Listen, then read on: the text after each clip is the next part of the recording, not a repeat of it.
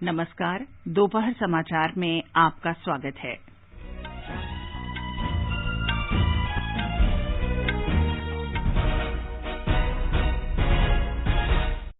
प्रधानमंत्री नरेंद्र मोदी संत रामानुजाचार्य की स्मृति में आज शाम हैदराबाद में स्टैच्यू ऑफ इक्वालिटी का अनावरण करेंगे।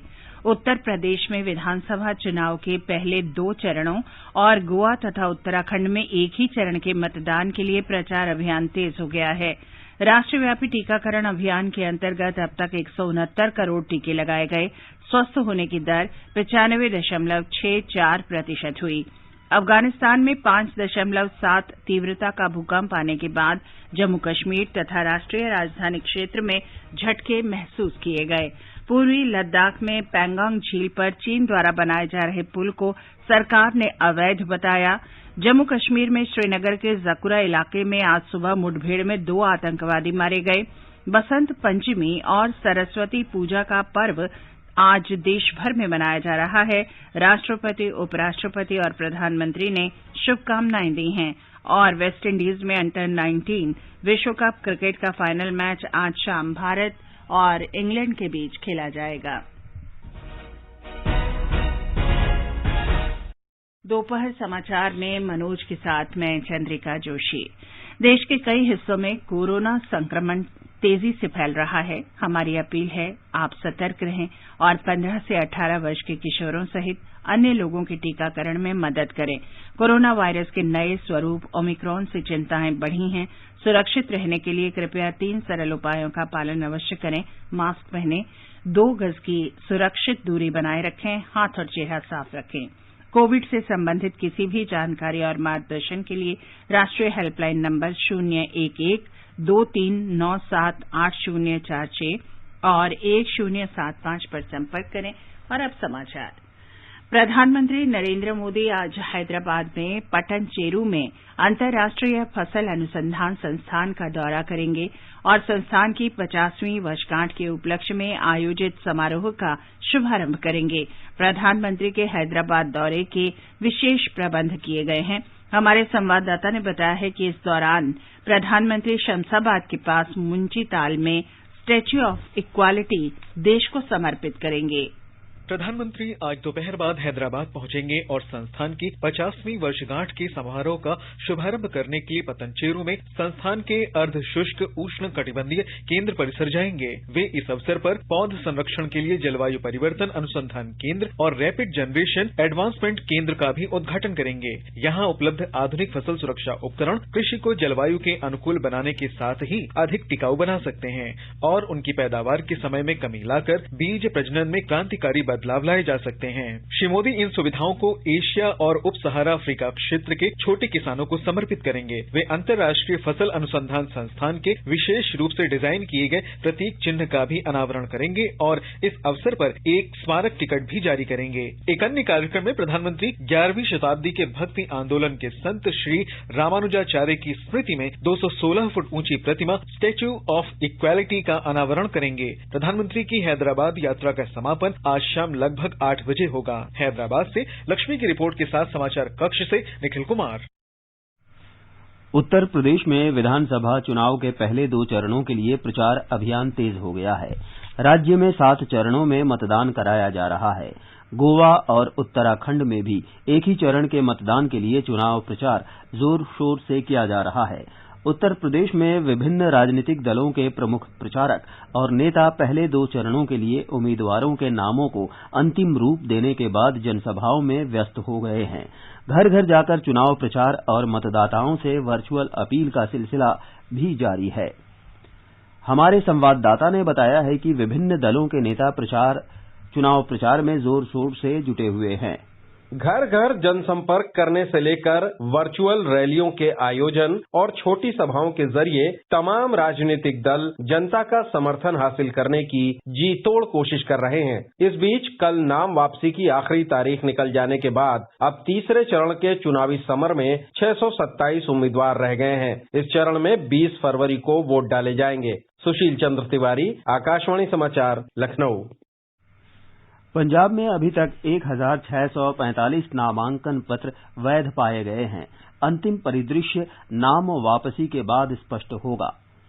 कांग्रेस प्रभारी हरीश चौधरी ने कहा है कि पार्टी नेता राहुल गांधी कल लुधियाना में एक वर्चुअल रैली में पंजाब विधानसभा चुनाव के लिए पार्टी के मुख्यमंत्री उम्मीदवार की घोषणा करेंगे।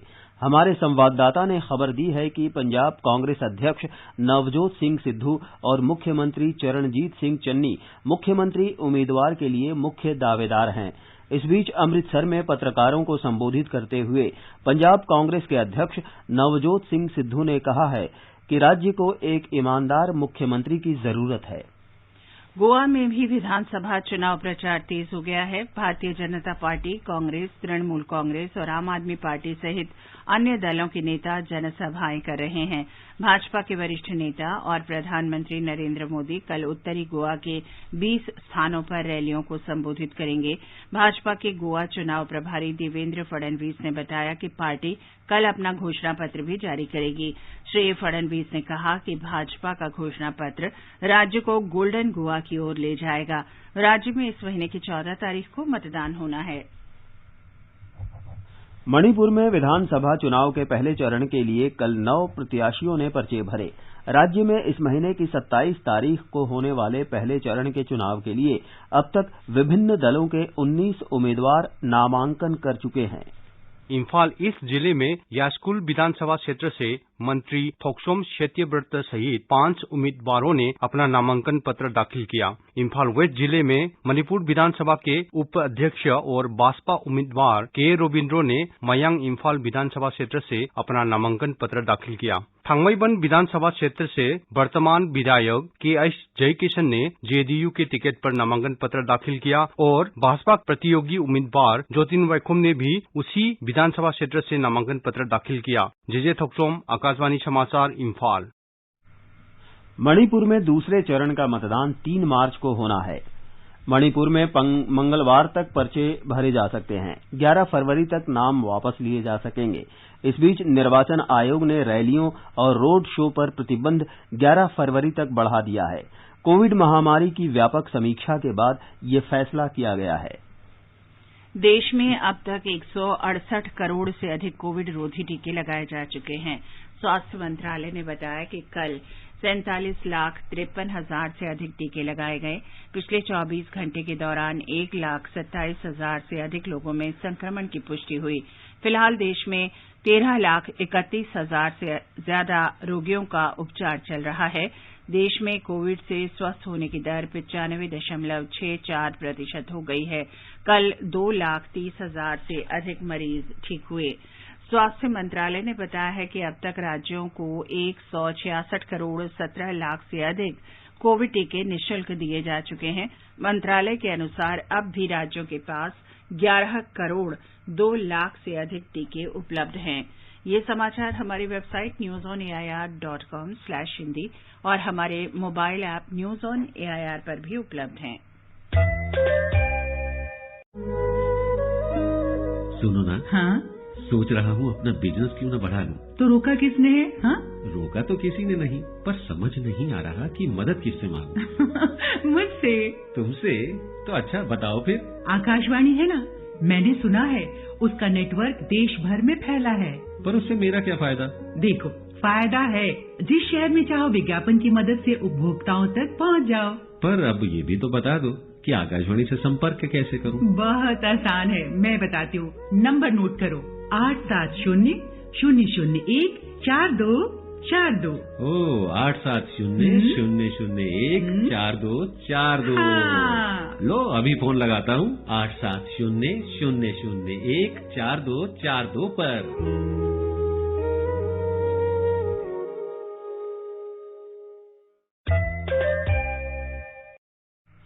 दोपहर समाचार में आपका फिर स्वागत है।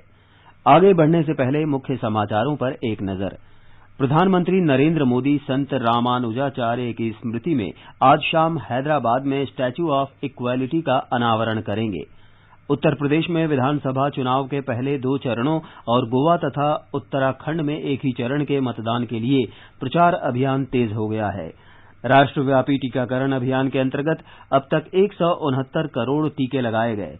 स्वस्थ होने की दर 95.64% हुई। अफगानिस्तान में 5.7 तीव्रता का भूकंप आने के बाद जम्मू और कश्मीर तथा राष्ट्रीय राजधानी क्षेत्र में झटके महसूस किए गए। पूर्वी लद्दाख में पैंगोंग झील पर चीन द्वारा बनाए जा रहे पुल को सरकार ने अवैध बताया। जम्मू कश्मीर में श्रीनगर के जकूरा इलाके में आज सुबह मुठभेड़ में 2 आतंकवादी मारे गए। वसंत पंचमी और सरस्वती पूजा का पर्व आज देश भर में मनाया जा रहा है। राष्ट्रपति, उपराष्ट्रपति और प्रधानमंत्री ने शुभकामनाएं दी और वेस्टइंडीज में अंडर-19 विश्व कप क्रिकेट का फाइनल मैच आज शाम भारत और इंग्लैंड के बीच खेला जाएगा।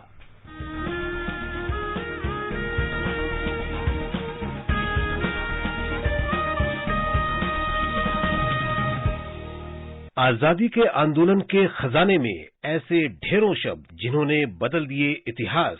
तारीख बदलने वाले लफ्जों पर आकाशवाणी समाचार प्रसारित कर रहा है विशेष कार्यक्रम धरोहर हर सोमवार।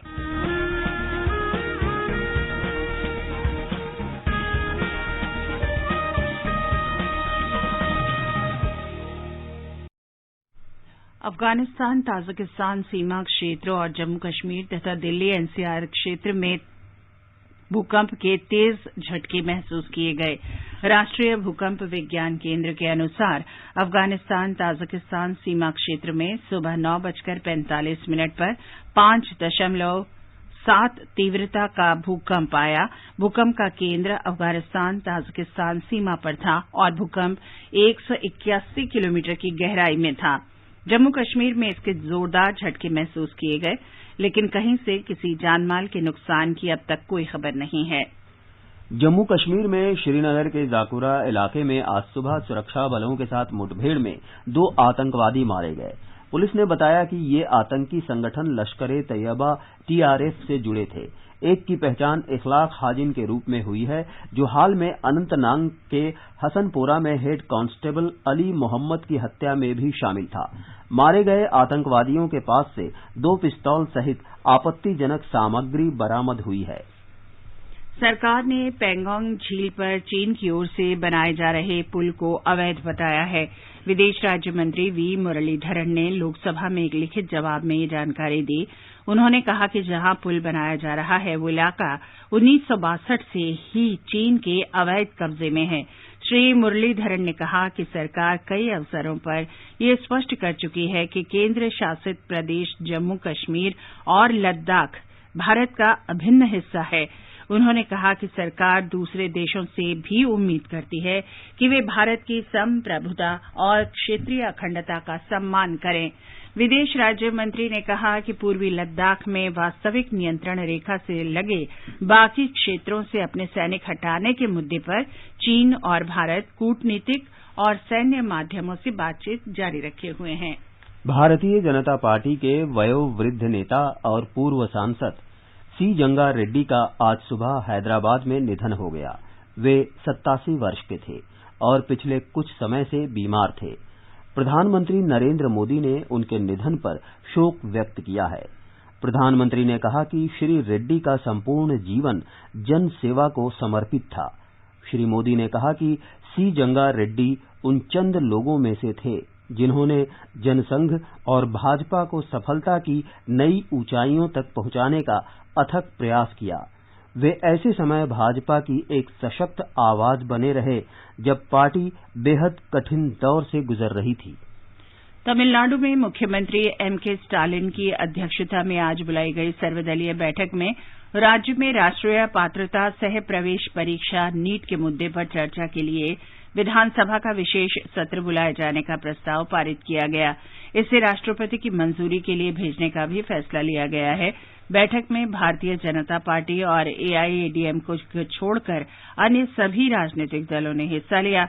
प्रस्ताव में कहा गया कि यदि राज्य में 12वीं कक्षा के अंकों के आधार पर मेडिकल में छात्रों के लिए प्रवेश सुनिश्चित नहीं किया जा सका तो ये गरीब और वंचित तबकों के छात्रों के साथ घोर अन्याय होगा। कैंसर साध्य रोग है और इसे 80% तक रोका जा सकता है। आकाशवाणी से बातचीत में अखिल भारतीय आयुर्विज्ञान संस्थान नई दिल्ली के कैंसर सर्जन डॉक्टर एम.डी. रे ने कहा कि कैंसर मुख्य रूप से तंबाकू और इससे संबंधित उत्पादों के कारण होता है। cancer is a preventable disease. 80% cancer could be prevented because that is cancer is mainly 50% related to tobacco and tobacco related products and 30% lifestyle related disease. So if you prevent to have cancer, you just have to avoid the tobacco related products and you have to change the lifestyle. So I am rest assured you don't have to be worried about the cancer. You can prevent the cancer. Basant Panchami आज देश भर में श्रद्धा, आस्था और उल्लास के साथ मनाई जा रही है। या कुंदेन्दु तुषार हार धवला, या शुभ्र वस्त्रामृता, या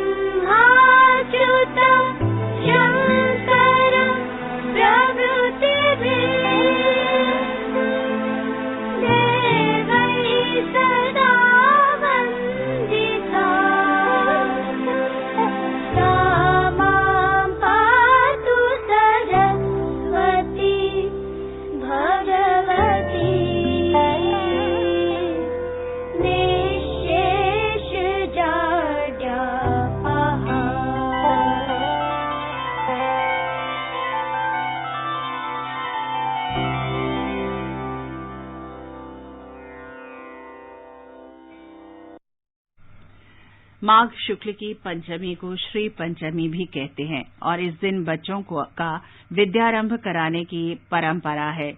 ये दिवस ज्ञान, विवेक, संपूर्ण कलाओं और काव्य तथा संगीत की देवी सरस्वती की उपासना का पर्व है। राष्ट्रपति, उपराष्ट्रपति, प्रधानमंत्री तथा सूचना और प्रसारण मंत्री ने इस अवसर पर लोगों को शुभकामनाएं दी हैं। राष्ट्रपति रामनाथ कोविंद ने अपने संदेश में कहा है कि मां सरस्वती का आशीष हर एक के जीवन में ज्ञान का प्रकाश लेकर आए। उन्होंने लोगों के जीवन में प्रसन्नता, समृद्धि और स्वास्थ्य की कामना की है। उपराष्ट्रपति एम वेंकैया नायडू ने कहा कि बसंत पंचमी का दिन मधुमास के आगमन का प्रतीक है। श्री नायडू ने कामना की कि मां सरस्वती सभी लोगों में ज्ञान और सृजन की अलख जगाएं तथा उनके जीवन में खुशहाली लाएं। प्रधानमंत्री नरेंद्र मोदी ने सरस्वती पूजा की शुभकामनाएं देते हुए सबके लिए मां शारदा के आशीष की कामना की।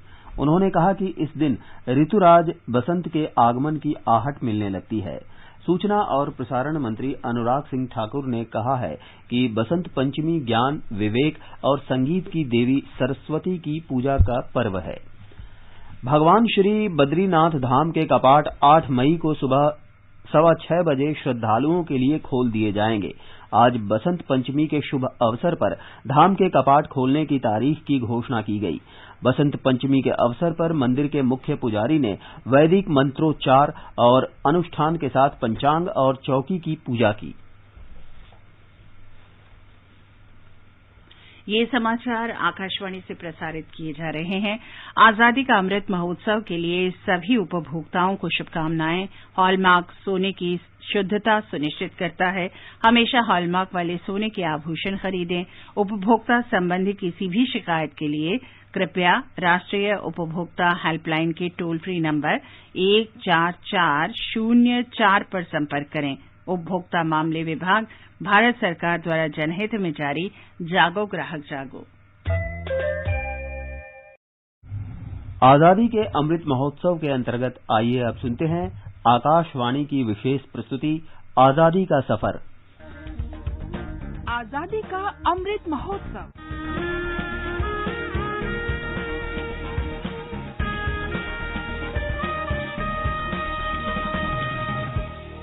आजादी का सफर आकाशवाणी के साथ। भारत का गौरवशाली स्वतंत्रता संग्राम आधुनिक विश्व के अब तक के सबसे बड़े संघर्षों में से एक है। आकाशवाणी समाचार आपके लिए प्रतिदिन इस संग्राम की एक झलक लेकर आता है।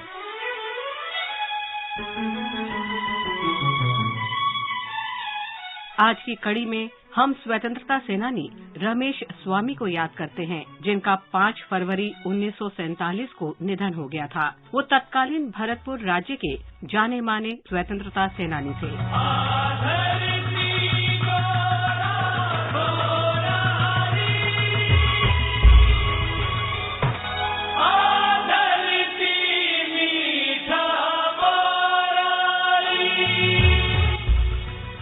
पेशे से शिक्षक रमेश स्वामी 1937 में भरतपुर प्रजा परिषद के सक्रिय सदस्य बने। उन्होंने एक जिम्मेदार सरकार के लिए लोगों को संगठित करने की गतिविधियों में भाग लिया और भरतपुर शासक के खिलाफ सत्याग्रह आयोजित करने के लिए राज्य के सभी हिस्सों की यात्रा की। मई 1939 में उन्होंने भरतपुर प्रजा परिषद के नेतृत्व में आयोजित सत्याग्रह में भाग लिया। परिणाम स्वरूप उन्हें हिरासत में ले लिया गया। 1942 में रमेश स्वामी ने भरतपुर राज्य में भारत छोड़ो आंदोलन में हिस्सा लिया और उन्हें भारत रक्षा नियमों के तहत गिरफ्तार कर कुछ समय के लिए जेल में डाल दिया गया।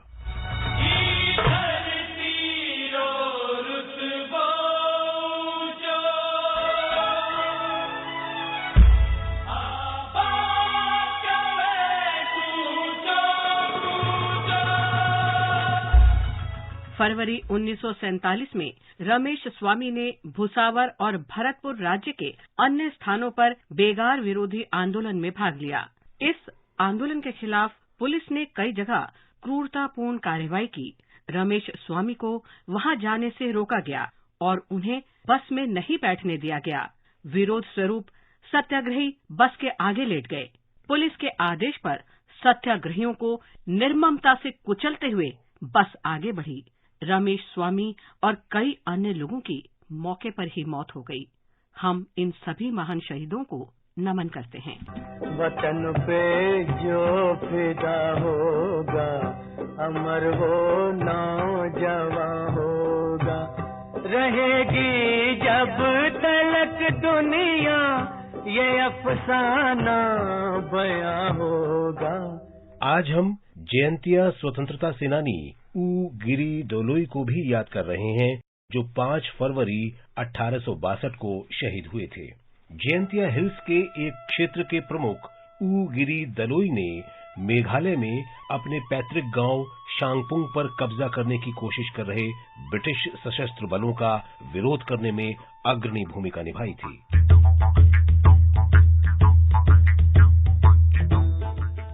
अंग्रेजों द्वारा जयंतिया लोगों के साथ दुर्व्यवहार और उन पर आवाज कर तथा आयकर लगाने के कारण जयंतिया क्षेत्र में अशांति पैदा हो गई थी।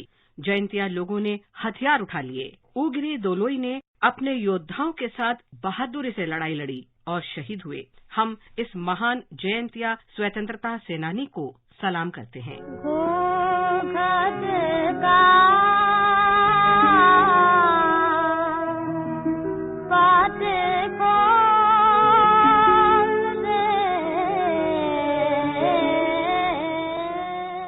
आज हम प्रसिद्ध शास्त्रीय गायिका ज्योथिका रॉय को भी याद कर रहे हैं, जिनका निधन 5 फरवरी 2014 को हुआ था। वे महात्मा गांधी की पसंदीदा गायिका थीं। गांधी जी अपनी प्रार्थना से पहले हर दिन उनके भजन सुनते थे। स्वतंत्रता पूर्व के दिनों में आधुनिक मीरा के रूप में विख्यात ज्योथिका रॉय मीराबाई के भजनों के गायन के लिए लोकप्रिय थी।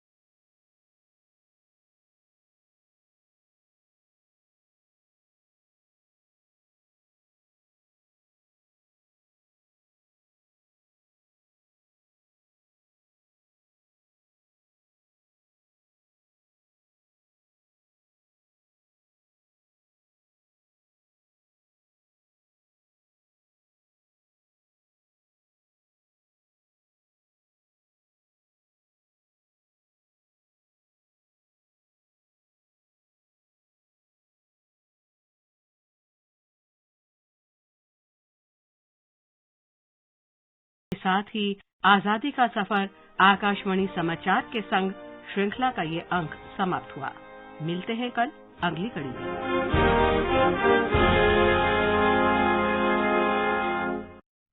अंडर 19 क्रिकेट विश्व कप का फाइनल मुकाबला आज भारत और इंग्लैंड के बीच खेला जाएगा। ये मैच वेस्टइंडीज के नॉर्थ साउंड स्टेडियम में भारतीय समय अनुसार शाम 6:30 बजे शुरू होगा। भारतीय टीम लगातार चौथी बार टूर्नामेंट के फाइनल में पहुंची है। भारत और वेस्टइंडीज के बीच 3 मैचों की सीरीज का पहला वनडे कल अहमदाबाद के नरेंद्र मोदी स्टेडियम में खेला जाएगा। सीरीज का दूसरा मैच जयपुर में होगा, जबकि सीरीज का आखिरी वनडे 12 फरवरी को कोलकाता के ईडन गार्डन्स स्टेडियम में होगा। एक दिवसीय श्रृंखला के बाद 15 फरवरी से 3 मैचों की 2020 श्रृंखला शुरू होगी। गुजरात के मुख्यमंत्री भूपेंद्र पटेल ने आज राज्य में मोतियाबिंद और इस बीमारी से दृष्टि बाधित लोगों के लिए एक अभियान की शुरुआत की। केंद्रीय स्वास्थ्य मंत्री मनसुख मांडविया ने मोतियाबिंद को लेकर राज्य सरकार की प्रशंसा की है। मुख्यमंत्री भूपेंद्र पटेल ने कहा कि राज्य के स्वास्थ्य विभाग ने मोतियाबिंद के इलाज के लिए सभी जिला और तालुका स्तर के अस्पतालों को बुनियादी ढांचे और नवीनतम उपकरणों के साथ सुविधा प्रदान की है। उन्होंने कहा कि कार्गो और लोगों की आवाजाही के लिए एक शक्तिशाली सुव्यवस्थित नेटवर्क के रूप में राष्ट्रीय जलमार्ग के विकास का उद्देश्य उन्हें भारत के सबसे मजबूत विकास में से एक में बदलना है।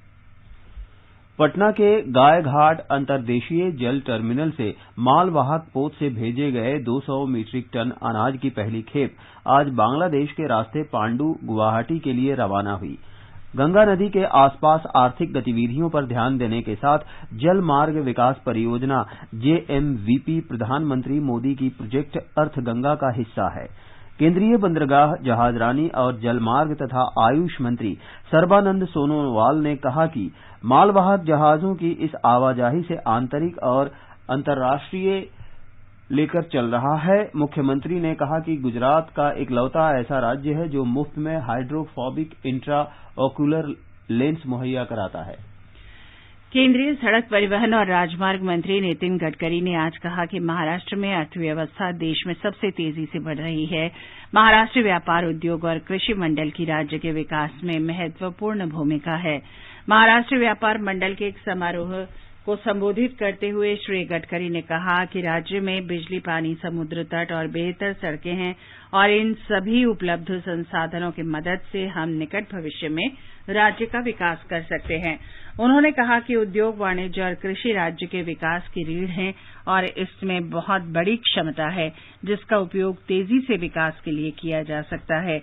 श्री गडकरी ने महाराष्ट्र की अर्थव्यवस्था में एथेनॉल की भूमिका के महत्व पर विशेष जोर दिया और कहा कि देश में अधिशेष कृषि उत्पादन है और इसका उपयोग एथेनॉल के उत्पादन में किया जा सकता है। इस अवसर पर केंद्रीय वित्त राज्य मंत्री भागवत कराड़ भी मौजूद थे। और अब एक नजर आज के मौसम पर। राष्ट्रीय राजधानी दिल्ली में कोहरा छाया रह सकता है। मुंबई में मुख्यतः आसमान साफ रहेगा। चेन्नई में आंशिक रूप से बादल छाए रहेंगे। कोलकाता में बादल छाए रहने और गरज के साथ हल्की बौछारें पड़ सकती हैं। श्रीनगर, जम्मू, लेह, गिलगित और मुजफ्फराबाद में आमतौर पर बादल छाए रहेंगे।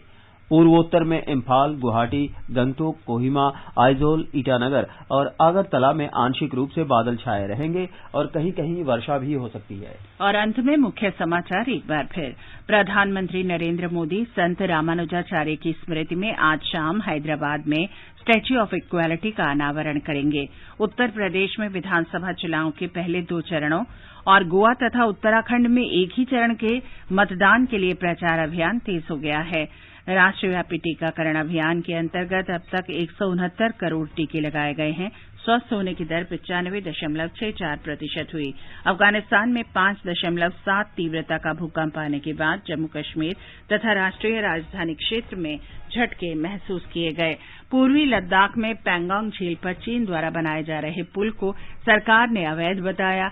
जम्मू कश्मीर में श्रीनगर के जकुरा इलाके में आज सुबह मुठभेड़ में 2 आतंकवादी मारे गए।